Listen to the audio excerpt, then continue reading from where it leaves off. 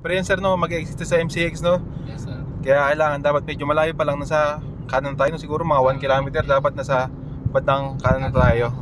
Kung hindi mo obsado yung exitan mo, dapat mag Google Maps na lang o Waze, no? Yes. Tama, okay.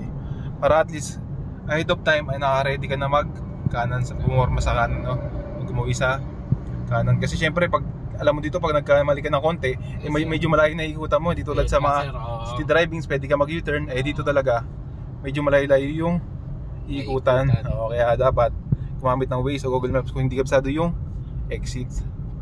Kasi lalo na kung nasa pinaka-inner ka pa, sa pinaka-left lane, no?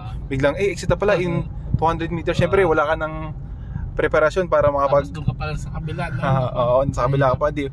Wala ka nang magagawa. Diretsuhin mo na lang yun, di ba? Kaysa mag-swerving ka, ma-accidente kayo, karambola pa yun, no? Dito sir, exit? Dito, exit tayo.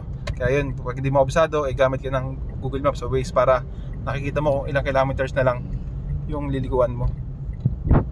Yan, di ba? Safe tayo naka-exit kasi nga, medyo malayo pa lang, nasa kanan tayo. Yan, good.